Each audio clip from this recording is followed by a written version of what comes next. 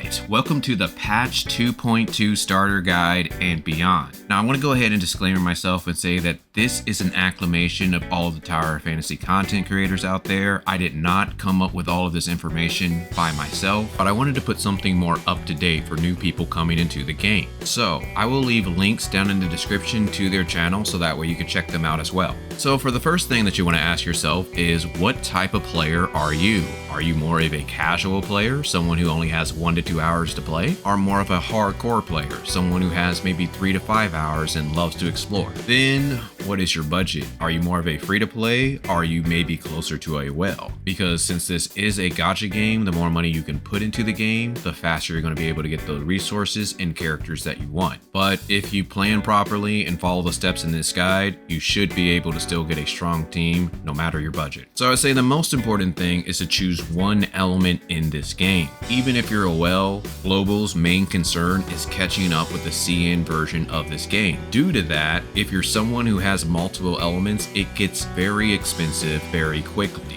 So let's start with Volt, which is probably in the weirdest spot right now. So the nice thing about Volt is that it has very strong standard banner units. We have Crow, to where if you can get a lot of copies, he's a very strong unit and even one of the strongest units in the game. And then we have Samir, to where she's just good out the gate. So now let's talk about the strongest Volt team, at least until we get to patch 2.3. And that's going to consist of Nemesis, Tion, and Lin. So due to that, Volt right now is the most expensive element for a new player. Nemesis is currently in a rerun right now, and she's only going to last for probably by the time this is released 4 more days. Then December 22nd, we're going to get the Tion banner, and if that was not bad enough, we are currently in the last week for you to get Lin, who goes away on the 21st. So this is my recommendation if you really wanted to go Volt. I recommend that you just save to 2.3 to where we get Fenrir, who should replace Nemesis. If you do have a little bit of extra money, you might want to try to go ahead and get Lin before she goes away. And you can just use Crow or Samir as a main DPS for now. So now let's talk about physical, which is in a little bit of a better spot than Volt. So for the standard SSR, we have Shiro, and if you can get her to a 3-star or more, she's a very strong unit, being able to shatter shields more and reset all skill cooldowns every 30 seconds. So next, let's talk about Claudia. She is a very strong character for this team, to where she provides a physical resonance, increasing physical damage. On top of that, if you can get her to at least a 1-star, she just increases the damage of all of your party members. And since we are seeing reruns now, I'm thinking in probably a month or so, we're going to see Claudia again. And then we got Lyra, who I got to test out on the test server. So currently, I think Shiro is stronger, but again, a lot of the times when characters get moved from the test server, they get a quick buff. So she might end up being stronger, but right now, I just don't think Lyra is worth it. But if you do go with Lyra, your team might look something like this, with Shiro, Lyra, and Claudia, or Lyra, Claudia, and Lin. But I honestly think the strongest physical team right now is just going to be Shiro, Claudia, and Lin. But once we get to patch 2.3, Umi might be trying to go for that Shiro spot. And then we have the flame element. For the standard banner characters, we have Huma, King, and Zero. For Huma's good at shattering and also charging, King is good at shattering and also bringing extra damage, and Zero provides shields. So let's talk limited banner characters. I think probably what's going to be one of the strongest characters for the Flame team is going to be Annabella, and she is coming up in the next upcoming patch after Tion and Lyra's dual banner. So I'm predicting she's most likely coming out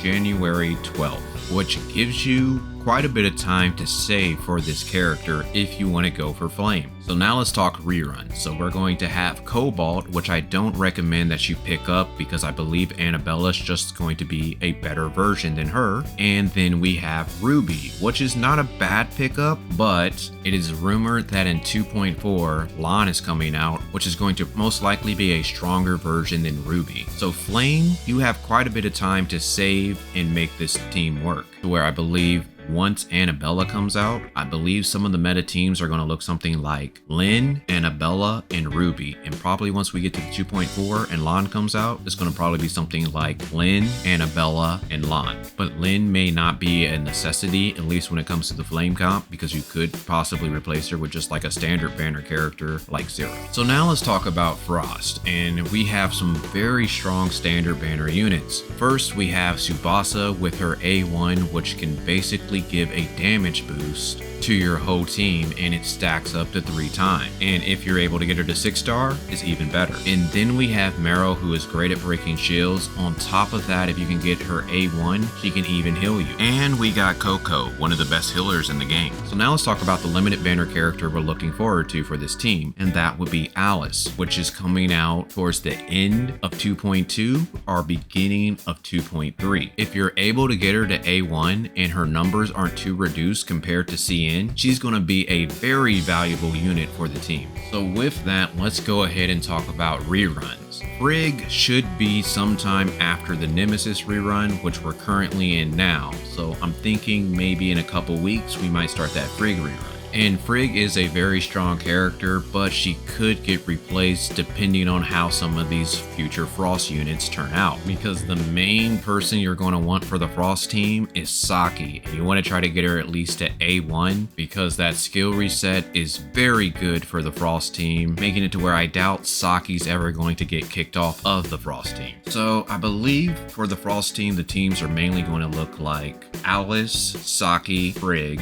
or Alice, Saki, Lin. And in 2.4, Icarus should be an ice character, so I believe Icarus is going to either replace Frigg or Lin because Alice and Saki are just so good at what they do. So now let's talk about Lin, because I pretty much mentioned her in almost every comp. Now Lin I would probably rate as a 4 out of 5 type of character. She's not necessarily a must pull because other characters could replace her specifically for that team, but because she's so versatile, that's what makes her really good. One challenge that we have in this game is called the Sequential Phantasm, and that really determines your rank for the week, which helps you get a lot of rewards to help power up your character. And since Lin can work in any of the challenges presented each week, that makes her very good even if you don't have a team built out for that specific element. On top of that, she just provides a lot of utility for whichever team she is on. She can help group with her discharge or field buffs or other teammates, and the more stars you're able to get for her, the more benefit she brings to the team. So I'd say for at least Lin, maybe if you're around that Dolphin or Whale level, it may not be bad to go ahead and pick up a few copies. But I did do a detailed guide on Lin and which stars work best for which element, so I'll go ahead and leave a link down to that in the description as well. So now that you know what elements you want to go for, you want to kind of start creating a standard team so that way it can carry you until you can make that elemental team. So my recommendation is to make a DPS style of team, because you're going to have to do a lot of solo content before you can start getting into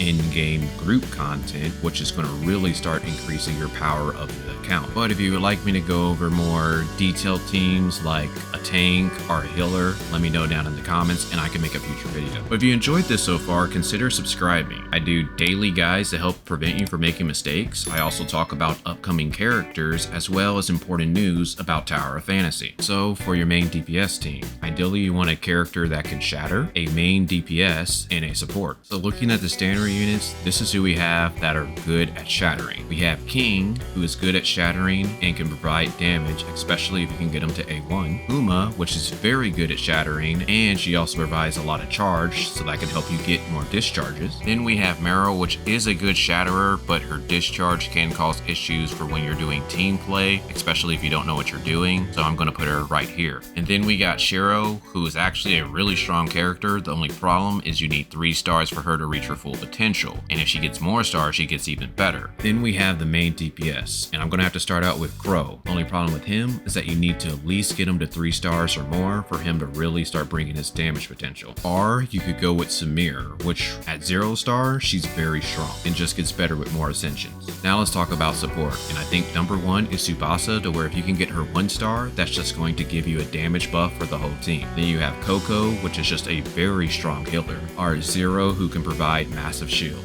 So my recommendation for a standard team would probably consist of King for your Shatterer, Crow for your main DPS, and Tsubasa as your support. But any combination of these types of characters can work. You might even want to build a standard team that consists of some elements for the element that you're going for. One of the first things that you want to do when you start playing the game is join a crew. Now, I believe you need to reach a certain level, I think like level 10 or so, which is pretty easy to do. If you play for like an hour or so, you should be there. But this is very important because you're going to get some in-game resources once you join a crew. You have daily donations that you can do, which gets you merit, which you can use in the crew store. On top of that, every week, depending on your crew level, you get a basic reward. So here I got 100 dark crystals and I got a mystery box which can obtain dark crystals or gold, which is going to be helpful for you. And unfortunately for this week I got gold, but a lot of times that can be 100 dark crystals or even 200 dark crystals, which is very helpful. On top of that, you have crew missions to where you can do 4 of these a week. And when you complete a crew mission, you're going to get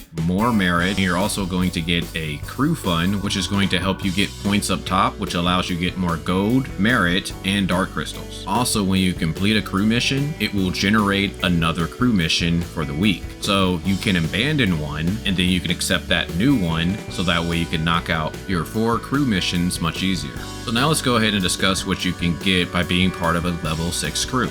So here we are in the crew store. Once you're part of a crew, you're going to be able to buy things with merit points. And I made this mistake when I first started playing the game, to where I bought potent omnium crystals, and some people even bought gear pieces. That's something that you do not want to do with these points, and the only thing that you want to spend your points on are relics. And the relics that I personally recommend that you want to go for are Omnium Shield or Space Time Rift, unless you have a level 3. Starting out, most likely you will not get into a level 6 crew. You might be in like a level 2 or a level 3, which is fine because you can always save these merit points and you can leave your current crew and join another one once you get to a higher level, or maybe you know someone who's in a good crew. And then once you join that crew, you can go to the store and buy some really good items. But you can't do anything that I said previously unless you're part of a crew. All right, now let's talk about movement. And learning these techniques are going to be very helpful for you to explore the world. So when exploring the world, you're going to come across walls. You're going to need to climb up them. Normally, you would just use spacebar and you would just kind of jump up. But if you notice, you see my stamina bar is losing a lot of stamina as I try to climb up this mountain. Now, I'm the max level, so I have the max stamina bar that you can get. But as you see, I still wasn't able to reach the top of the mountain. So the one thing that you want to do is learn this wall climbing technique. So if I get on the wall and I hit control,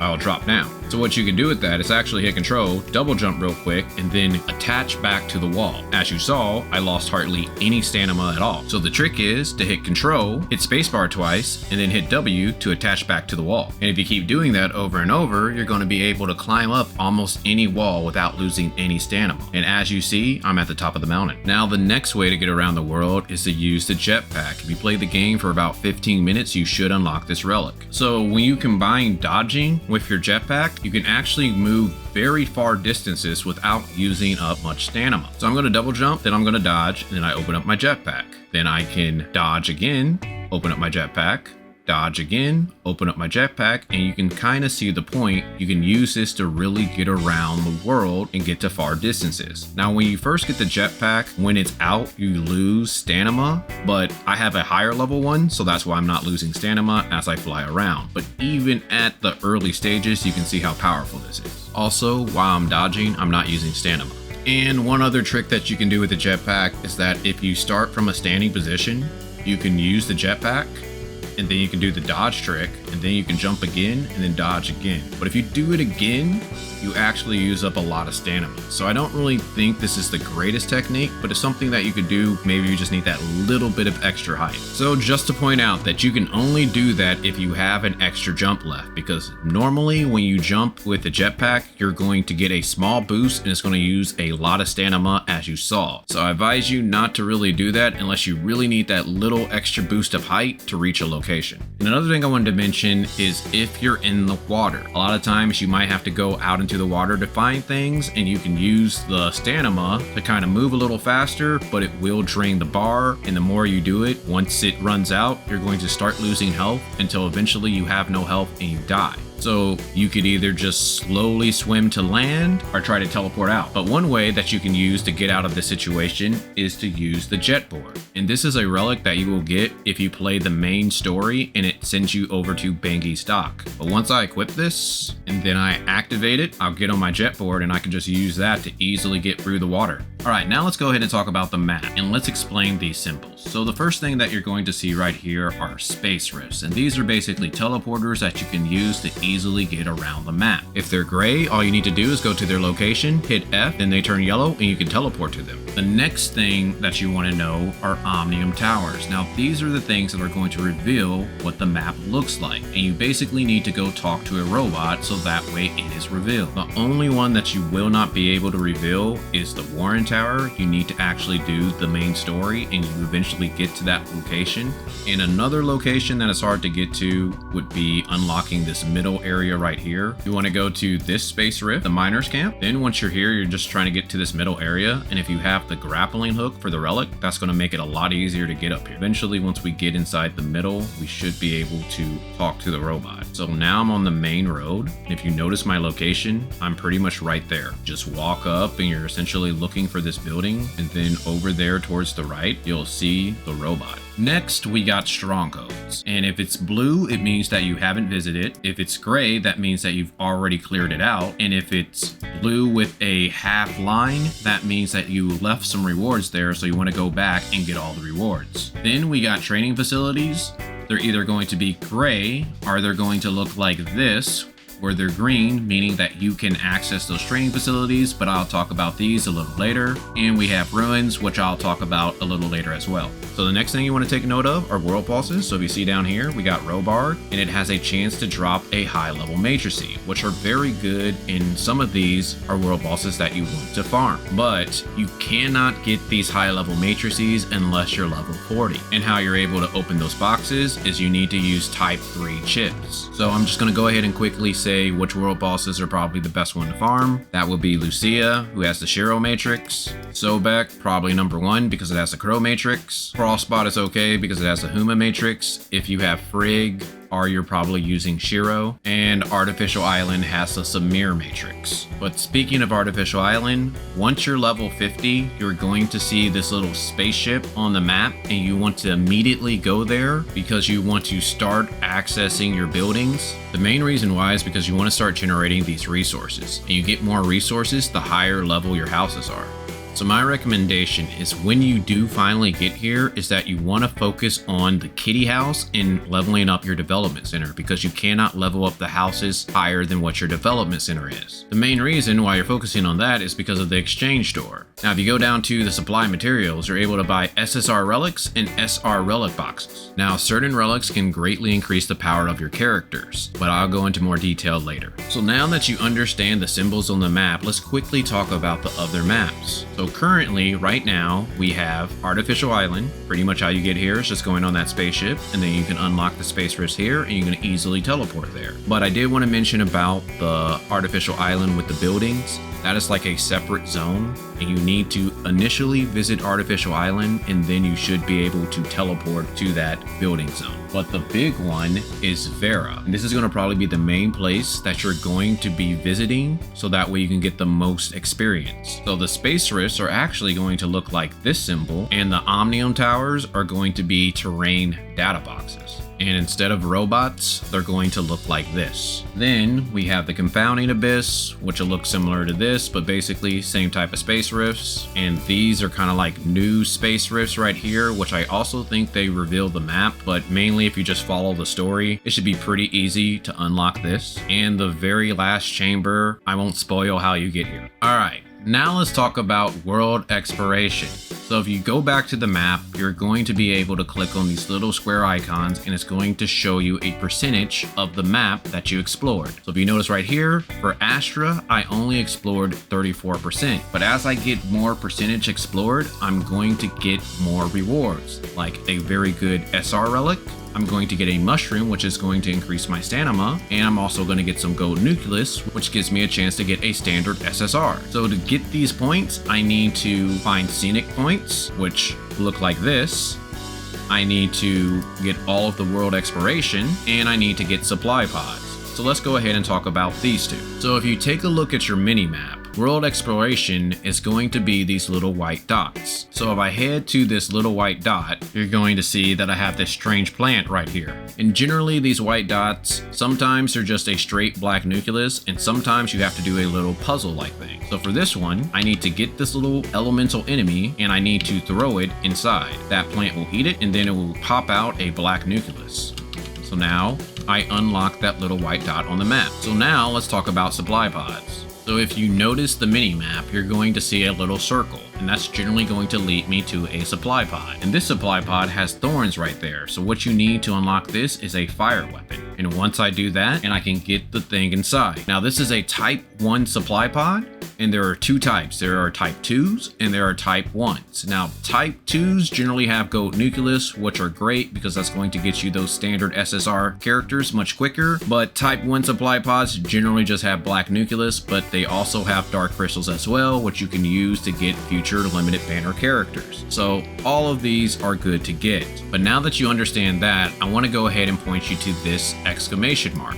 So if you go here, this brings you to the survival guide and it gives you a lot of helpful tips in the game. So you have a world exploration section, which tells you about supply pods. It tells you about dandelions, which are one of the easiest ways to get world exploration points, to where you simply just shoot the dandelion, it's going to float the little things, and they're going to have a black nucleus right here. You get that black nucleus and you knock out that world exploration point. Then you got little tar plants, which you just hit with fire, and you get the black nucleus there, and you already saw what I did with this flower. It also shows you how to do puzzles in Vera. We have this hungry little critter to where he wants fruit. You give him some fruit and he's going to lead you to a black nucleus. So be sure to check this out if you get to a puzzle that you just don't fully understand. But now that you understand the basics, let me go ahead and show you another little thing that might be in some other areas. So if we look at Vera, we have area unlocked, which is basically the Omnium Towers that I speaked of before, Space Rifts, unlocked all those, Scenic Points, which I just mentioned, Supply Pods, World Exploration, and now we have a list of targets. This was first introduced in Artificial Island. So basically what you need to do to complete this one is just kill little mini bosses across the map.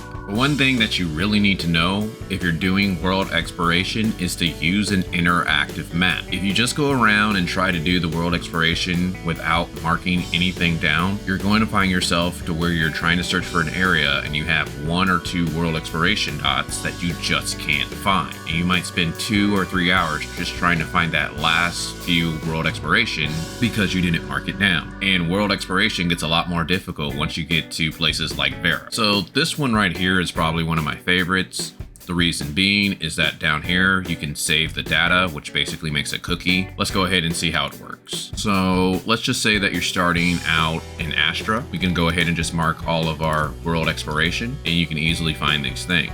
I can simply just click on this and then I can just put mark and then it grays it out. And now that's gone and I can just do this for everything. But if I wanted to maybe specifically just look for all of the black nucleus, I can easily just cut these off and now I just have the black nucleus and I can easily just start marking it, making it very easy to find all the black nucleus at once, and then I can just go to each area. It's just for this area, so that way the whole map is not cluttered. But if I did want to see the whole map, I could just do all map and it would go ahead and show me everything. This one's actually fairly nice, but you'd probably be like, okay, this is great, but how do I get to, you know, other maps like Vera? Well, if you go up here and you hit toggle map, you're able to go to the various other cities. So here is Vera Continent, but as you see, this is going to be the new zone that we get eventually, and you can easily do the same thing where we want to just maybe focus on the quicksand belt, go on to exploration progress, and then you just hit the supply pods, and we can go for all the supply pod 1s. Supply pod 2s, which have the gold nucleus, you can just go for those, and then eventually look for the gold nucleus and the black nucleus, and you kind of get the point. Now, the only thing that is not the greatest about this map is, like, let's take a look at this location where I'm doing the gray zone. If I click on a dot, it generally just says Space Rift. And sometimes these could be at a very high location or it could be low in the ground, so it doesn't really give you all of the data. Some of the things are updated to where you have some more data to where this is located at, but most of the time this takes a while to get updated. So I generally use this interactive map as well, so that way I can kind of get descriptions on where those locations are located. And sometimes they're actually pretty funny, like this one is located near the edge of the cliff, and think of Pride Rock and Lion Gate. But I'll leave a link down in the description to these maps, so that way when you do go exploring, you can mark down what you find. All right, now let's talk about your priorities. Now, when you first start the game, you're not going to have all of this unlocked. After playing for about a half an hour, you should start unlocking most of these things. So the first thing that you really want to make sure that you do is your Mia's Kitchen. This gives you a lot of experience and gives you some pretty good resources at the start of the game. So you want to make sure you do this daily. After that, you want to do your daily bounties. Now, you're going to have the option to go to Aspera or Vera. Now, both are about the same. You're going to get the same rewards no matter which area you go to. So what I recommend is that if you're going to probably be doing a lot of world exploration in Aspera, go with that. And if you're going to probably be focusing more on Vera, because that's where I'm going to recommend that you do the story, do that one. So the next thing that you want to take note of is Vitality. Now, Vitality is the thing up here, and basically every 8 minutes, you're going to get 1 extra Vitality, and you can hold a grand total of 180. You can click on this, and it's going to tell you when you're going to get that other Vitality added, and it also tells you when you're going to have a full recovery. So here are the various options that we can use our Vitality for. And starting out, you're not going to have access to all of these. So my recommendation is to try to play a couple hours so that way you can get up to this Omnium Beacons, because you can just use all your Vitality on Omnium Beacons, and these scale with your level. So if you fill up your bag with Omnium Beacons, you can hold a grand total of 30. You can just use those once you get to a higher level, and it's just going to give you more experience. You just use your Vitality on things at your level. But if you're not able to make it that far and you're not able to use your Vitality for those Omnium Beacons, here are the few other things that I would probably recommend. I think you should either try to do Dimensional Trials, so that way you can get weapon upgrade materials, or space-time domain, so that way you can get gold, because starting out, you might not have a lot of weapon upgrade materials or gold. You could consider doing interstellar exploration, and what that does is open up stargates, but the thing is, they're going to be low-level stargates, and most people won't group with you, so it's going to be hard to do these by yourself, so I don't really recommend those. And now let's talk about the last option, Join Operations. Now, we go ahead and click on this Join Operations. You got all the way from difficulty 1 to difficulty 8. Now, I do not recommend that you do these until you're at least level 60, to where you can get gold gear and 2 matrices, but the drop rates are still fairly low. Even when you get to level 70, the drop rates aren't that great either, but at least you're going to be able to group with some pretty strong people a lot easier, and hopefully by then, you might have a few friends who don't mind carrying you, and at least they get something out of it as well. And if you play for roughly about a week, you should be able to reach level 70 fairly easily. Alright, now let's go ahead and talk about optional dailies, but this is something that you're going to want to do at the start of the game, and that is giving gifts to your 1.0 characters. So if you notice at this list, these are all the 1.0 characters that you can give gifts to, except for the ones that have CN on them, in Lin, Sakifua, and Ruby, because those are 2.0 characters. So now let me go ahead and tell you where you can get gifts, and that is Banky Stock at the item vendor, to where you spend gold, but I don't really recommend that. The Black Market, to where you talk to Hopkins, and Cetus Island, doing the claw machine. On top of that, you can do your 2 trainings for the day, and you can see what your 2 trainings are by going to challenge, and you get 2 different types of trainings for the day. So if you notice, for me, I have push a ball down the hill and play soccer, but I want to go ahead and show you this real quick.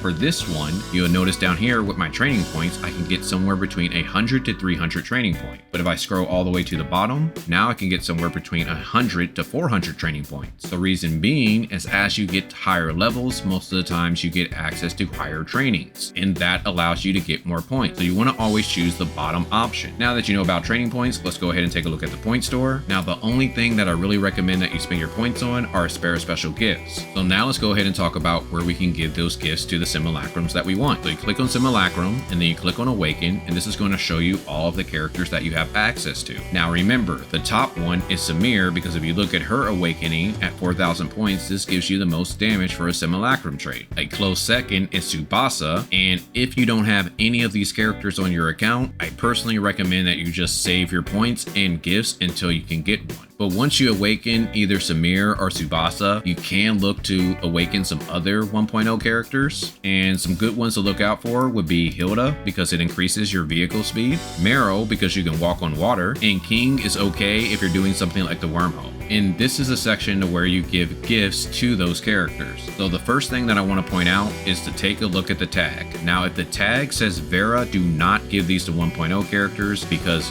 for Vera Pacific characters, they generally only give get most of their points from Vera special gifts. I want to go ahead and point you to this section. If you notice, right now I can only give 40. That is the base level for a purple special gift. But if you look at this one, I can get 60. The reason being is because of tags. So if you notice here, I have a saved right there, and by Ling likes saved items, so she gets a bonus. And then it's pretty simple to give her the gift. All you have to do is hit send, and you can use this button to send more of them. But just remember, you do not want this to go over 4,000 because they can't accept it, and you just end up wasting gifts. But if you want to know which gifts each character likes, I'll leave a link down in the description to a gift guide. But the reason why I say that's mainly optional is because there's going to be daily tasks that you're going to definitely want to do, like the Mioria Fun Zones, because this gets you daily Mira, and they generally add gachapons, which gives you a chance to get some pretty good resources like red nucleus or gold nucleus or dark crystals. So you definitely want to make sure you have your Mira, and they generally add extra gachapons every patch. So having a nice source of Mira is good to do. But we have other things that can give us great items, like doing your 6 gray space fissures for the day, and also trying to clear out all of the Twilight Zone.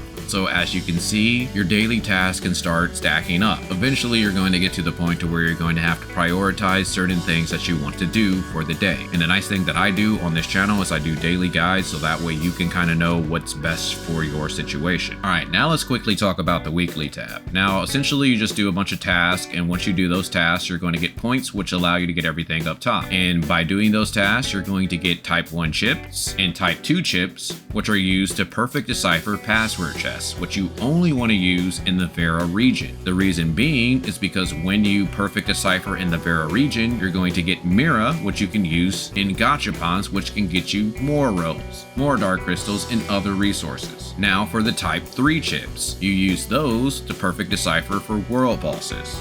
So if you remember where I pointed out the map, open up the box after killing a world boss, you have a chance of getting this specific matrice and also a random SSR character. And the best bosses would probably be Sobek, because you can get that Crow matrice, Lucia, because you can get the Shiro matrice, and the Frostfire Dragon on Artificial Island, because you can get the Samir matrice. And the last chip are type 3 keys, which you use to perfect decipher Vera bosses. And in patch 2.2, they're going to be adding more gear pieces to those bosses, so I would wait until then to use your type 3 keys. But it's also rumored in patch 2.4 we're going to be getting some better stuff using those type 3 keys, so you could try to save some, but eventually you do need to use a few so that way you can get some gear pieces. And the last thing that I want to talk about are ruins. Early on, you want to make sure that you do these 3 ruins: A01, A02, and A03 on easy mode. The main reason why is you're going to get access to these 3 relics: Missile Barrage, Strange Cube, and Omnium Hand Cannon, and you need these to do a lot of the exploration in the first area, which generally has some of the best rewards. And some of these are actually pretty helpful in the Vera region as well. But when it comes to the other ruins, generally you have an easy, a normal, and a hard mode, and I recommend that you kind of wait to do these. They are good because they do give you relic charge, which are helpful, and they power you up, and you might maybe even want to go for Pacific ruins with Pacific relic shards, but you're going to get more experience if you do the story. And I would say one of the biggest priorities is reaching certain level requirements and also trying to catch up with most of the people on the server. So let's go ahead and talk about the story. If you just keep following along, eventually you're going to get to a place called Hycros, and you need to help prevent it from getting blown up. Once you succeed in helping them save the city, you're going to get access to teleporters, and it's going to allow you to either 1, continue the main story, or go to Vera. Now, I strongly recommend that you go to Vera because when you complete points in the story, you get experience. In Vera, you get a lot of experience, so it's going to help you level very quickly. So once you get to Vera, eventually you're going to have to do some of the tutorial stuff, but eventually you're going to get past it all, and you're going to be able to go to the main city, Mioria. Once you make it there, you should reach level 16 to where you can join a crew, and you should be able to do Mia's Kitchen, do your bounties, and you're going to have access to Vitality. But unfortunately, you can't do anything with Vitality until you reach level 20. On top of that, you also get access to a lot of the milestone rewards. So you're going to be able to get the 10 Diamond Red Nucleus, a lot of the Gold Nucleus, Black Nucleus that we got for just starting the game, and you get access to Star Path Navigation. This allows you to get a free SSR selector box, so you can basically just choose one standard SSR that you personally want. So now let's talk about weapons. So once you get a character, that is essentially the weapon. So as you see right here, I have Saki Fua, and her weapon is Heartstream, but most people call weapons by the characters. One other thing you can do is once you do get that character, you can pretty much change your character into them. So right now, my character is looking like Saki, but I can hit remove, and now I'm back to the character that I created. Just hitting activate, and now I look like Saki. So there are 3 different rarities for weapons. You have the blue weapons, which are R, and you have the purple weapons, which are SR, and then you have the rarest weapons, which are SSR. And these are generally the most valued weapons to get. While you can use SR weapons in the early game to help get you through a lot of the PvE content, you still don't want to use up too much of your resources, because let's go ahead and take a look at the Saki weapon.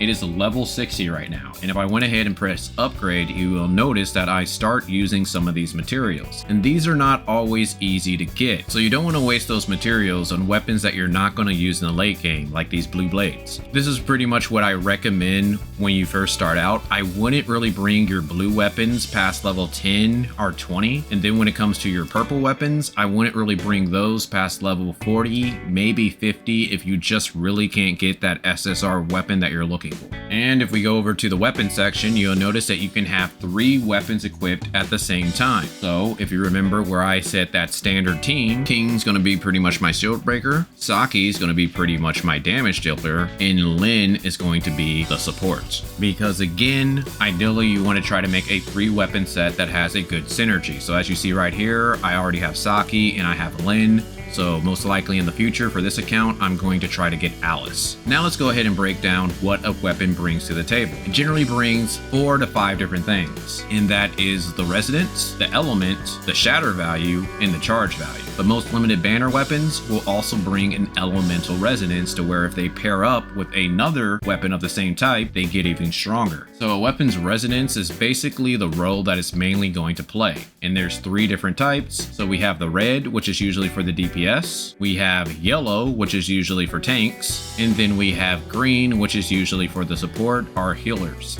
So with that explained, let's go ahead and talk about resonance. So if you have 2 characters of the same type on a team, you're going to get that resonance. So as we see here, since I have 2 DPS types, I get the attack resonance. But if I had 2 tank types, I would get the fortitude resonance. And if I had 2 healer types, I would get the benediction resonance. And then if I just had 3 random types, I would get the balance type, which is generally not one that you want to go with. So next, let's go ahead and talk about the elements. And right now we only have 5 different elements, but you can only get the last one having a special limited banner character. So we have Volt, Flame, Ice, and Physical. But if you got Lin, you'll have Altered. Each element has a different effect depending on their type, and you can see that right here. Basically, Ice freezes, Flame burns, Volt paralyzes, and Physical gives a grievous effect, causing enemies to take more damage. And while playing this game, some enemies are resistant to certain elements. You'll see resist pop up on the screen, and it'll also be near their health bar.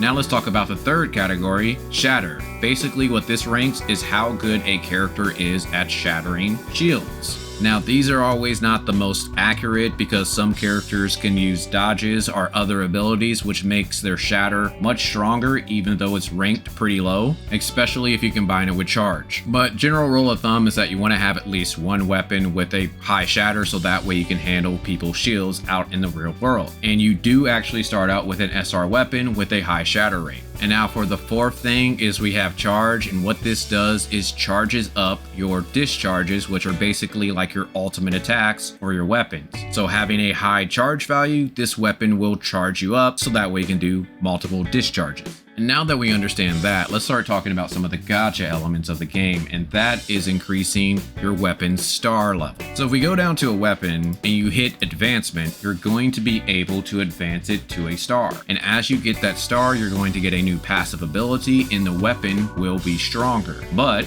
the only way to get these advancement cores to get more stars is to get an extra copy of the weapon. So to fully advance a weapon, you need to have 7 copies copies of the weapon. When we're talking SSRs, you can kind of see how that's going to be a little tough. Alright, now let's go over combat basics. So starting out, you have your normal attack strength, then you have your charge attack, next your dodge attacks, then you have your aerial attacks, which are usually stronger, which cause you to lose stamina, and the plunge attack. Next you have your skill, which is a powerful strike, but it has a cooldown. And then you have your discharge ability, to where if you get the white bar all the way filled up, you're able to launch a powerful attack. You do not get iframes. If you're familiar with Genshin Impact, you might think that you do, but you don't in this game. And one of the most basic ways how you do combat is generally using your shielder to break the person's shield, and then you use your DPS weapon to do massive damage to the enemy, also weaving in your skills and discharges along the way. One thing that you can use in combat is using the Fantasia skill. If you dodge at the right time, you're able to slow down time and get a free discharge. When you see a red dot, that's when you want to dodge, and most likely you will activate the Fantasia. If you get good at timing this, you can do a lot of damage to the enemy. But also note that this has a 15-second cooldown. One other thing that I wanted to mention is, remember I talked about the elemental types, to where ice can freeze, volt can paralyze, flame can burn, and physical can apply grievous. So if you read the skill, it basically says that when a weapon is fully charged, the next attack will activate that ability. So take a look at the discharge bar. Once it's fully filled up, that means my next attack will activate the ability. So I'm going to gather up these enemies, and now I'm going to activate my skill. You notice almost all of them got frozen, but most of them died. And one last thing that I want to go ahead and show you is the survival guide. So if you go down to weapon skill, it actually gives you a list of all of the skills that a weapon can do. So if you have the rosy edge, you can go here and you can look and see what you need to do to activate each skill for the weapon. So let's go ahead and talk about matrices. So we already talked about weapons, and the thing about weapons, you can equip 4 matrices to the weapons to make them more powerful. And just like weapons, matrices come in 3 types. You have the R matrice, the SR matrice, and you have the SSR matrice. So just like weapons, you generally don't want to mess with R matrices unless that's all you have. Probably want to go somewhere between an SR matrice or an SSR matrice. So let's go ahead and talk about the difference between an SSR and an SR matrice. So for an SSR matrice, just like weapons, they have star levels, and they can reach a total of 3 stars. So you need 4 copies to fully max out that matrice.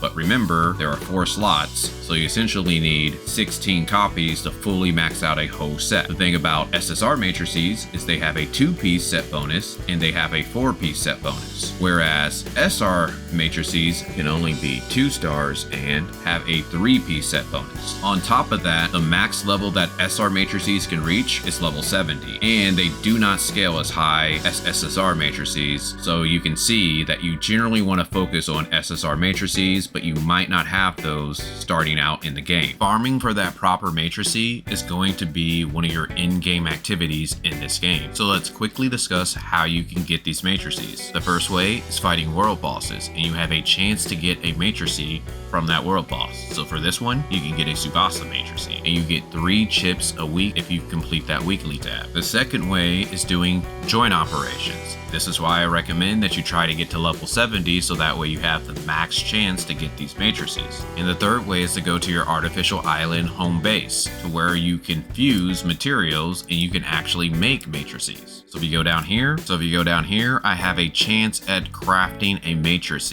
Most of the time they're going to be matrix data packs. A few rare chances they might be a random SR matrice, but if you get very lucky, you can get a SSR matrice, and it's going to be a random of this set. So if you're going for a specific set, you can use this to kind of help get that. But generally your bosses spawn once a week, and I would say it's going to take you somewhere between 4 to 6 weeks before you can expect seeing any of these golden matrices. And the last way for you to get matrices is to do void rifts. So now let's go ahead and talk about the matrices that you want to go for. So for your main DPS, you want to go for 2-piece Samir and 2-piece Shiro. 2-piece Samir because you're going to increase your damage by 1%, which can stack up to 20 times at max stars, and it's going to last for 1.5 seconds. And 2-piece Shiro because you can increase both your damage and your shatter to targets with more than 50% HP by 26% at max stars. But if you're able to increase your crit rate to over 70%, you want to trade in your 2-piece Shiro for 2-piece Crow, which can increase your crit damage to targets with less than 60% health by 42%. And your alternative SR matrices set would be 3-piece Sobek. These other matrices would be good for shield breakers, are sub DPS / quick swap characters that mainly use their skills or discharge just to buff the main DPS. So you can use 2-piece Shiro and 2-piece King, with 2-piece King granting you a damage boost once the target shield is shattered for 25 seconds. And you combine that with the 2-piece Shiro. Your alternative SR matrices would be 3-piece Barbarossa or 3-piece Robard. But now for your straight support characters. Now unfortunately they don't have the greatest standard matrices sets, but here are the ones that we have. We have 4-piece Coco, to where if you or your teammates are healed, it increases your attack by 20% at max stars. Or you can use Zero, to where his 2-set bonus gives you a shield equal to 300% of your attack for 6 seconds at max stars, and his 4-set bonus gives you a 28% damage boost at max stars. Now the only problem with these standard matrices sets is that they only work on the active character and they do not work in the background. So that means that the matrices these weapons are equipped to, you have to stay on to get this effect. So these are more suited for players that are a straight healer using the Coco set, or maybe a tank using the Zero set. But a good alternative SR Matrix set would be 3-piece Pepper. Alright, now let's go ahead and talk about gear. This is going to be one of the main things that you do to increase the power of your character on the account. So if we take a look at my stats for my character, you'll notice here in the crit section, I have an 85% crit rate. You remember when I was talking about the matrices, you kind of want to try to get this as high as possible. Ideally, we're trying to get to 100% crit rate, but that's not possible right now. And the main thing that you're trying to do is increase your desired elemental stat and also increase your crit rate to that 100%. So let's discuss where you can get this in-game gear. That would be joint operations, and you want to try to do the highest difficulty, so that way you have the best drop rates. Doing Frontier Clash on hard mode, which you get access to once you reach level 50, and you can buy it in the Crystal Dust store by going to the commissary. You can also buy some in the crew store, but I strongly recommend against that because you mainly want to spend these points on buying relics. And the other way is perfect deciphering password chests, which you only want to do in Vera, so that way you also get Mira, but that also has an extremely low chance of getting you gold gear. First, let's go ahead and talk about the special gear, and that's going to be your combat engine, your tactical eyepiece, and your microreactor or your exoskeleton. Now, some of these are not in the game and they're going to be released in future patches, but they all work roughly the same. They're generally something that's going to give you an elemental boost to your damage. So if you take a look at this combat engine, it's giving me a frost damage boost, some attack, and it also gives me some flame damage boost. Ideally, you want these pieces to be for one specific element and not mixed like this one. So let's go ahead and talk about where we can get a combat engine. So every week we have the ability to do raids, and we can do 3 different raids. And the heroic raids give you space-time crystal fragments, which you can use to purchase combat engines, with higher level raids giving more crystal fragments. And the other places to where you have a chance to get a combat engine is by killing Vera bosses on the Vera plane. Then we got the tactical eyepiece. Now this one is actually a pretty good one. Not only does it give elemental attack, as you see, it also has the crit stat and it also has the crit substat. And remember, that's one of the main things that we're going for. So this is a pretty good piece. So the places to where you can get a tactical eyepiece is by perfect deciphering the box after you defeat the compounding and abyss bosses. But we're going into patch 2.2, and from what I hear, the bosses might change their loot tables. The other way to get tactical eyepiece shards is to do appointed research. And then for the microreactor, this is going to be the new equipment that we get in patch 2.2. Now the only place that I know for sure that we can get this from is by completing the Void Abyss, and it seems like we're not going to be able to access that mode until January 1st next year. And the last one is the exoskeleton, and I don't believe that is coming out until patch 2.3. So now that we talked about all the special pieces of gear, let's talk about the main 8 pieces of gear that you're going to be getting early on.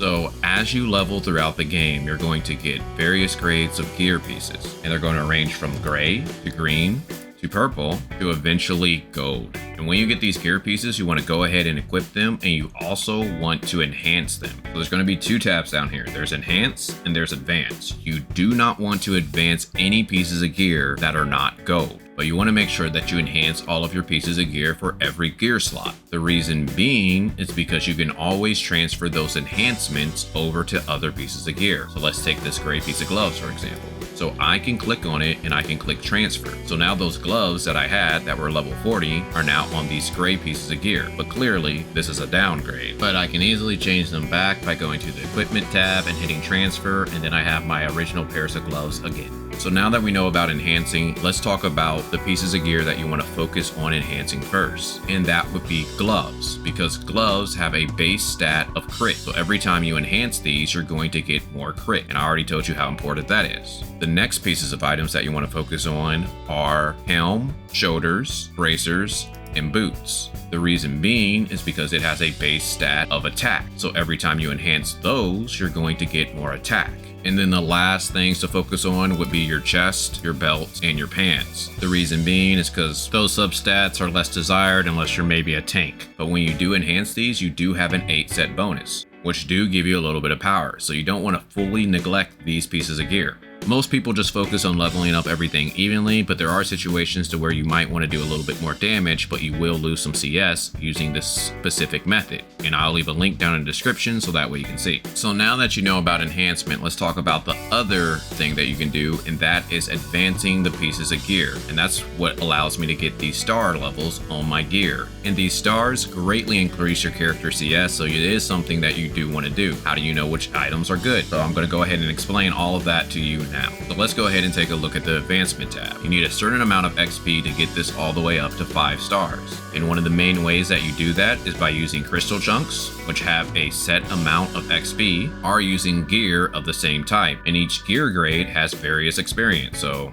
blue has 200, purple has 800, better grade gear is going to give me more experience. Using these pieces of gear, you do lose 20%, but that's really not that bad, so it's best just to go ahead and use these gears to upgrade your golden pieces. One other thing that you can do is you can also recycle gear. And you can just easily click these sections and it's going to go ahead and do all of that. Best not to do this because when you recycle gear, you lose 50% of the XP that it would have provided. So that is where it does become pretty bad. Only time that you really want to recycle pieces of gear is if you're trying to do the trick to increase your damage, or if you accidentally enhance a piece of gear that you didn't want to enhance and you want to get your enhancement materials back. So when it comes to advancing, I would say the main pieces of gear that you want to focus on are gloves and boots. The reason being is unlike the base stats when we had enhancing, boots have a substat of crits. And crit is very important and it's going to be one of the main things that give you damage. Whereas gloves not only have a base stat of crit, but it also has a substat of crit. Getting a high crit on your gloves and getting a high crit on your boots is very good, and that allows you to do a lot of damage in the game. For your other pieces of gear, you're focused on your desired elemental attack. So for this one, it's my frost team and attack. And you just add those together and that's going to be the amount of elemental attack that you do for this specific element. So starting out, I would say that a good piece of crit to get on your boots or gloves is probably have at least 2,500 and maybe have something like 3,000 plus. So these right here are an amazing pair of boots. And that would be the same for gloves. So have something like 2,500 crit or 3,000 plus. And then when it comes to your other pieces of gear,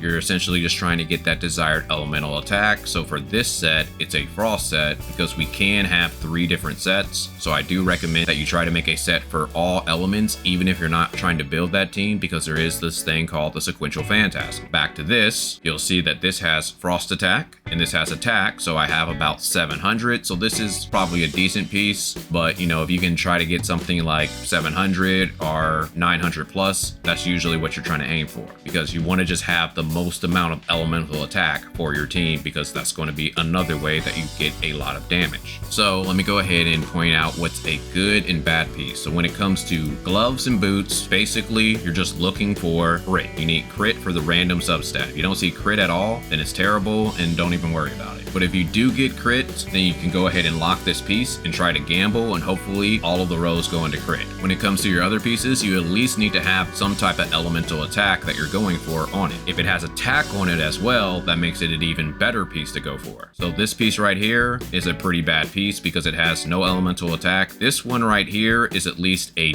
decent piece because it has 1 elemental attack, so I can try to get a better flame attack belt. And this one is a very good piece to where you definitely probably want to lock that, because this has attack and volt attack. So if this rolls properly, I can have a very good pair of pants. So let's go ahead and see how this turns out. I have enough to put 4 stars, so that means it's going to go into 4 random slots. So it looks like it went into vote attack maybe about 2 times, but then it also went into HP. So this probably won't beat my other pair of pants, but let's go ahead and take it all the way up and see what happens.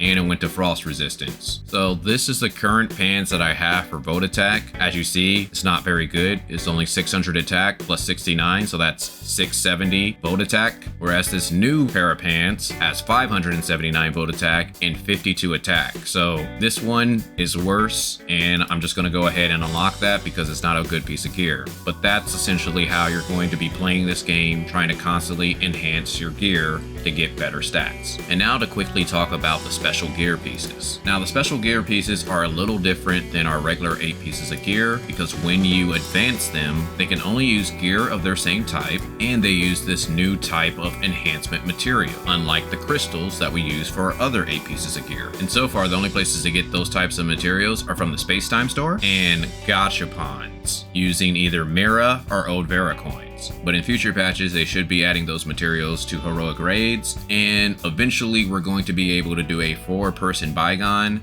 which will have those materials as rewards as well. But let me go ahead and tell you what type of pieces that you're looking for. You're essentially looking for a piece that has the elements of the desired comp that you're trying to build. So let's say that I was going for vote. Perfect piece might look something like percentage vote attack, vote damage, flat vote attack, and attack. As you see with this piece, since we have multiple elements, you can easily get a mixture of various other things. On top of that, you can also get things like resistances. And it is like that for all of the elemental pieces, except for your tactical eye piece, which has the crit rate substat, and you do want to have that one fairly high, and hopefully all of your rows just roll into that crit rate. And I believe the highest is 5.43. But as you can see, for these elemental special gears, it's going to be very hard to get those perfect substats for your desired element. That is why we have this thing called data repeaters. You get 1 for completing the weekly tab, and you can buy 2 of these a week in the Space-Time store. So if you end up getting one of those pieces and it has 3 good substats, this is where you can use the data repeater. But for every star level, you have to use 1 data repeater. So you want to have 5 to make sure that you don't randomly roll in a bad substat. So when you see these data repeaters, I recommend that you just save these for the special gears only. Now let's go ahead and talk about the suppressor. Starting out, the only way to really level up your suppressor is using potent omnium crystals. And you get these from multiple places. Runes, doing the story, exploration, you have a wanderer's log. You can get this in the crew store, but you do not want to use your crew points to buy potent omnium crystals. You mainly want to focus on relics, because these are so easy to get, and also clearing the bygone. So basically with the suppressor, all it really is just going to give you more attack stat. So whenever you reach a high enough level and you have enough potent omnium crystals to increase your suppressor, you want to do it so that way you're just stronger. Alright, now let's talk about relics. And starting off, let's go ahead and talk about relics that help you with exploration. And most of these relics are SR relics, so they're easier to get. Most of these, as long as you have the relic, that's all you need. But if you are able to star it up, they're generally going to be better. So if you remember early on, I already talked about doing runes A1, A2, and A3. And that would have got you the Omnium Hand Cannon, the Strange Cube, and the Missile Barrage. Now these are very helpful, especially in the starter zones, so that way you can get most of your world exploration done. And then if you play a little bit through the story, you're going to get the jet board and the jetpack. Now one of the most needed SR relics for exploration is the cybernetic arm. This thing turns you into Spider-Man to where you can easily get across mountains, get up to high locations without having to use your jet board or even do the special climbing technique. So now that we know about what are the best exploration relics, let's go ahead and talk about our DPS relics, which you're going to need to do a lot of the single player and even team player content. So still in the SR relics, the number 1 SR relic that you want to get is Kuans. And when you get this to 2 stars, that's when you get the big damage boost. So if you notice right here, it says activated. That's 2 stars. After the shield breaks, it increases the final damage by 20% for 10 seconds. So once this shield breaks, I'm going to get a 20% damage boost, and that's pretty powerful. Now you could go ahead and get this 3-star to where after the shield breaks your speed increases by 30%. That one's pretty good and it does help with exploration, but it's not something that's necessarily needed. And another one that is a decent one to get is to go ahead and get at least 1 star for the Strange Cube, because if you activate that, you do get a 10% damage increase, but since it takes so long to activate, it's not really the best relic to use in the late game. But just to talk a little bit more about the Strange Cube, if you remember when I talked about the fun zones to get Mira and Vera in the daily task section, if you get this to 3-star, the Strange Cube has 2 charges, and there's 1 daily fun zone to where this Strange Cube is very helpful. It's something to consider, especially if you are getting a Volt team. So I'll go ahead and mention the 4-star. Some of these SR relics has a star that increases elemental damage. So we look at the Strange Cube, the 4-star increases my Volt damage by 1.5%. And this is active even if I don't use this relic. So as long as I have this Strange Cube with 4 stars, I automatically get this effect. And this is for most of these relics on here. So take the time to go ahead and read which relics do what. So if we look at the Omnium Hand Cannon, if I get it to 4 stars, it increases flame damage. So if I was mainly building a flame team, I would want to probably prioritize trying to get this up as well. And that is at least your priorities when it comes to the SR relics. Now let's talk about the really big relics, the SSR relics. There are 4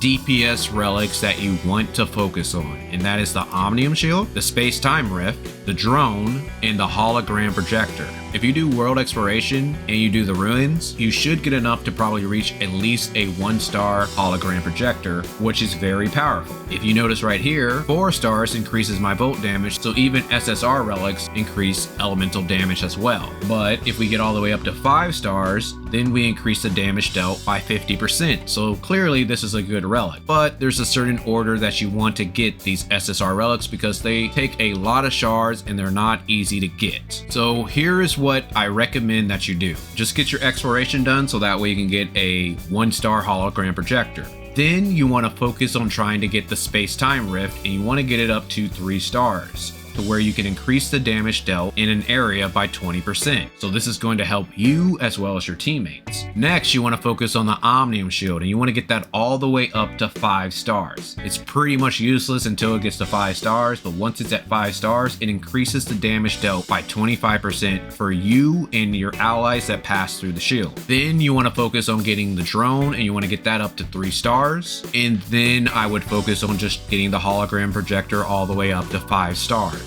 But I've been playing the game since launch, so you can already see that it takes a while to get these SSR relics, even though I made a few mistakes along the way. So now let's go ahead and discuss where you can get these relic shards. So I'm going to discuss this later on when I get to the section on what you should buy, but there is a battle pass to where you can get relic shards, SSR relic boxes, and regular SR relic boxes. We have Artificial Island, which I mentioned earlier, to where you can go to the exchange door, and you can go down to the supply material section, and you can buy weekly SSR relic boxes and SR relic boxes. If you go to the commons area and you're part of a level 6 crew, you're going to be able to buy relics. You're going to be able to buy not only regular SR relics, but you're going to be able to buy SSR relics. So for this week, since I have a chance to buy the Omnium Shield, I'm going to spend all of my points trying to buy that, so that way I can eventually get that to 5 star. And this is what you mainly want to use these points on. And the other main way is just knocking out your ruins. If you knock out easy mode, normal mode, and hard mode, you'll notice you get relic shards for each of them. So this is one of the main ways about how you're going to level up a lot of these relics. And there's a few other ways like events, also Claire's Dream Machine, where you get 7 of those a week once you reach level 32, but those are the main ways how you get relics for your account. All right, now let's go ahead and talk about food. This is going to be the main thing that you use to heal yourself up, which you can use while you're in combat, or also just to power yourself up before you get into a battle.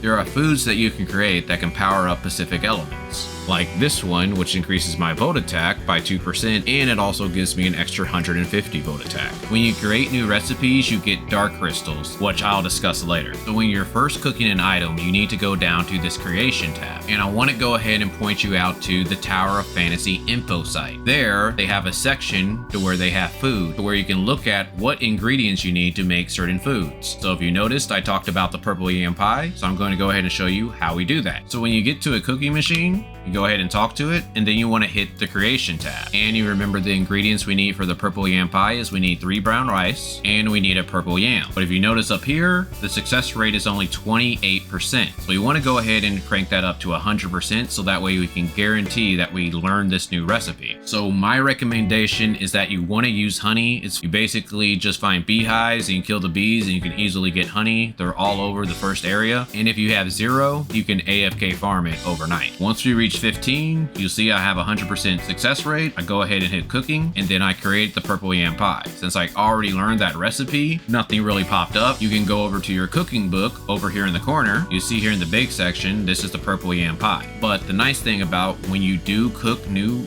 dishes, you'll even see a little red dot to where you can click on this and you can click tap to activate and you'll get dark crystals. You do want to try to fill out all of this so that way you can get all of your dark crystals. And once you do that first time creation, now you can just go back to cooking, and then you can just go into the cooking tab and you can just scroll down and find that item, and then you just need to use what is needed for the recipe. So it just needs 1 purple yam and 3 brown rice, and I can just make as many as I want. So I'll just go ahead and make 5, go ahead and cook, and now I got another 5 purple yams. All right, now let's talk about the big thing, the gacha system. So the first thing that we got is, I'm just gonna go ahead and call this the free-to-play banner. This is where you use Black Nucleus the row, and it has very terrible rates. Basically, you see to get an SSR weapon, you have a 0.3% chance. So on average, you basically need to row 330 times for you to almost guarantee you get at least 1 SSR. You can get luckier, or it could be worse, because again, it's an average. These are very easy to get. As you go around any of the zones, you're going to get tons of Black Nucleus, so almost every time there's a patch, you're basically almost guaranteed 1 SSR. On top of that, there is no pity for this banner. So now let's talk about the standard banner, and that is where you use Gold Nucleus to mainly row for this one. Now this banner has a pity. Once you row 80 times, you're guaranteed an SSR. But if you're a brand new player and you're just starting an account, you're guaranteed at least 1 SSR by the time you row 30 times on this banner. On top of that, your pity does not reset. So if you end up getting an SSR maybe around 60, you still can go all the way up to 80 and get another SSR. So starting out the game, there's a chance that you can get 3 SSRs in 80 rows. And then we have the limited banners. This is where you're gonna probably use most of your dark crystals on, so that way you can buy these specific rows. So you can get those special characters that I was talking about earlier in the video. This has a 50-50 chance to where it's like, once you get to 80, you're guaranteed an SSR, but you have a 50-50 chance of it being either a standard SSR or the limited SSR on this banner. But if you row at least 120 times, you're able to go to the store and buy a copy of the weapon. So now let's go ahead and talk about standard matrices. Now, this is going to probably be used mainly by my dolphins or whales. Free to play, you're going to get a couple rows, through void rifts or whatnot, but most of the time you're not going to be here. So for this one, every 40 you're guaranteed 1 SSR matrice, but it is random. So you can get any of the standard SSR matrices. Some of them are pretty bad, like getting a Marrow or something. And we have the same type of system for limited banner characters, except we have a 50-50 shot of it being a standard matrice or the limited banner matrice that you want. And this is usually more expensive than trying to get a 6-star character. But just like limited banner characters, there's also a limited store for matrices. So every 80 rows, you can just buy a specific matrice. But remember, to fully max out a matrice set of all 3 stars, you need 16 matrices. And sometimes you can just get duplicates of certain matrices to where you can just get 5 of these matrices, and then you still need to try to get the other 3. So you can see how it can get pretty expensive pretty fast, even with a guaranteed SSR every 40 rows. This is the main reason why you want to figure out what your team is early on, because you want to save these red nucleus, these special vouchers, and your dark crystals, so that way you can get the characters and matrices you need to make your team powerful. Alright, now let's go ahead and take a look at the challenge section. And most of these are things that you need to complete within the week. So we have the Bygone Phantasm. If you're familiar with Genshin Impact, it's similar to the Spiral Abyss, the Bygone Phantasm. There are floors that you need to climb. The higher floors that you get to, the more rewards that you get. Remember where I talked about potent omnium crystals, and you also get these booster modules and advancement modules, which is going to help upgrade your gear. So this is something that you do want to try to do. But on top of that, you also get a rank for the week, and you get put in a bracket. If you get a very high rank, you're going to get more dark crystals, booster modules, advancement modules, and some energy crystal dust, so that way you can buy some more golden gear. And the biggest thing that's going to determine your rank is the sequential phantasm. That's one of the reasons why Lin is a very good character, and having at least a decent team for all the elements is not that bad of a move. Then we got Apex League. This is PvP. Now the nice thing about PvP is it's pretty much completely balanced. You only have to have one copy of a character and they automatically get upgraded to a 6-star copy of the character, and matrices do not take effect in Apex League. And even if you're not someone who wants to PvP, I recommend that you do this at least one time, because at the end of the season you'll get 100 free dark crystals. Break from Destiny. Now this is basically like a battle royale, and again you want to play this at least one time a season, so that way you can get the 250 dark crystals. Then you got Frontier Clash. You get one attempt every Tuesday, Thursday, and Saturday, and you can hold up to 3 attempts. So you want to make sure that this does not cap, because this is the main place that you're going to be able to get this golden gear. And the nice thing that they added in the last patch is that you can choose to do all 3 attempts at once. So if you got some friends that can carry you, you can just maybe wait till Saturday and knock them all out at once. Then we got the wormhole. As you get to higher levels, you're going to be able to do each of these floors.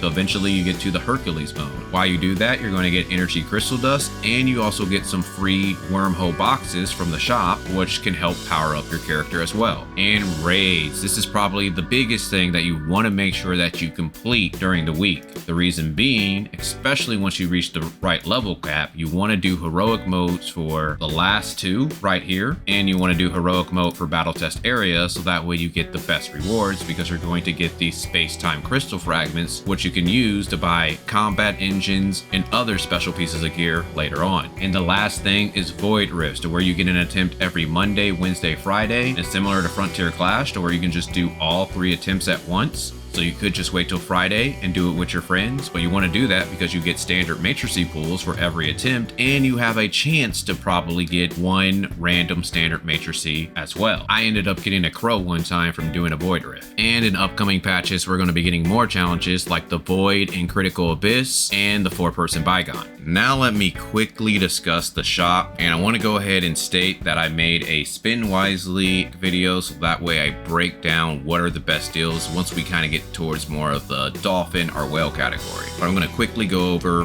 what things you want to purchase starting out. So the very first thing that you want to try to get is the monthly pass. You get 300 tanium and 100 dark crystals every day, so that's going to be 3,300 dark crystals essentially, on top of a mystery box every day, which generally have some decent rewards. The next thing that is definitely something that you want to pick up is this rookie supply box. For $1, you get 5 red nucleus, and you get the best adventuring relic, the grappling hook, and you get 2 weapon batteries, which are okay, but it's $1. The adventure pack, not the greatest. Paying $5 for 10 gold nucleus is not a very good deal. And then let me go ahead and talk about the battle pass, which is $10, and I recommend that if you can't afford it, try to get this one. This is what the $10 battle pass offers. You get 10 red nucleus, you get standard matrices, you get more dark crystals, you get a whole matrice set, you get joint supply chips, you get advancement modules, booster modules, SSR relics, SR relics, weapon advancement materials, gold, and crystal chunks for your gear. So for $10, that's a pretty good deal. So let me go ahead and talk about the collector's edition, which is another $10. Basically all you're buying is 10 red nucleus, and you get a hoverboard. So if you got a flame team, it may not be the worst purchase in the world, but again, it's not the greatest deal either. Which brings us to the daily supply box, and now we're kind of hitting that dolphin category. So these are some really good deals, especially if you plan to get some limited banner characters in the future, and they basically just give you a discount on all of these. But you get even a better deal if you're able to do the 7-day purchase, so I recommend, if you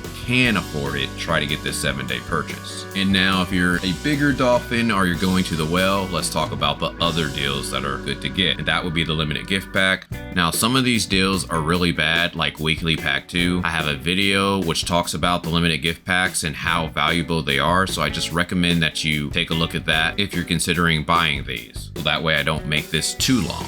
And then your last option is to just straight buy Tanium. But for first time buyers, you get double the amount. So for this $100, you get 6480 Tanium and you also get 6480 Dark Crystals. But after you do the first time purchase, this goes down to 1300 Dark Crystals. So my recommendation is to buy all of these for the first time buy. And then after that, ideally you just want to keep purchasing the $100 so that way you get the best deal if it comes down to Tanium. And then the last section would be the hot section. Now this section is not the greatest. There's not a lot of good deals. This is mainly probably for my dolphins and whales if you just want to kind of get that little bit of extra power on your account. But the one thing that I would recommend that you get is a rookie growth pack that does give you a lot of weapon materials, gives you 8 pieces of golden gear and gold nucleus, and just a lot of things to help get you started in the game. But it is roughly $20, so I understand if you have to pass. But you mainly want to save your dark crystals for red nucleus and special vouchers so that way you can get your limited banner characters. But that should cover the basics. Alright, now let's talk about settings. Let's look at the basic tab, and the first thing that you want to cut off is hit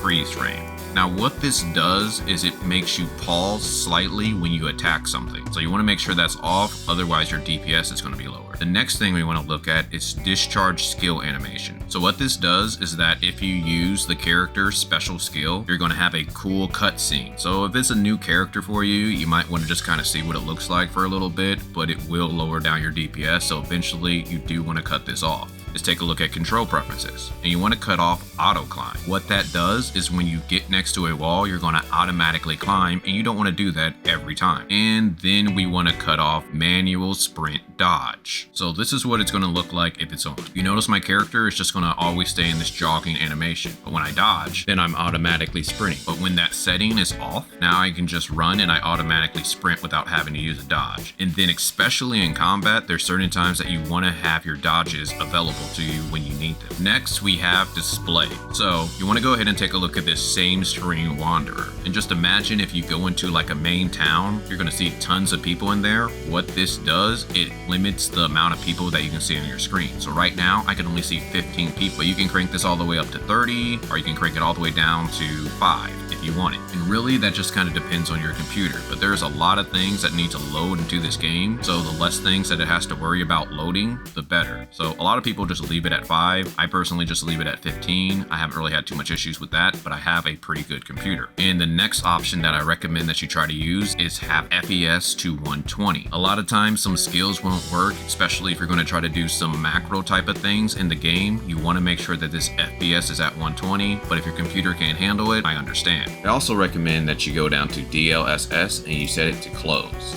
At the time of recording, when this is on, it causes issues with your RAM, but I think in future patches, this should be fixed. Now let's take a look at camera. So the first thing that you want to do is crank camera distance in combat to 1.5. That way you can see the max distance in everything around you while you're in combat. So next you want to go down to mode of operation, and you want to click custom, and you want to have autocorrect camera distance and manual target switching on. But you want to go ahead and turn off autocorrect camera angle. So with manual targeting, I can easily just switch my target to other enemies and attack them. Also, you see how far I can look with max camera distance. And another nice thing about being able to manual target, some skills just allow you to teleport right at the enemy. Then we have the other section.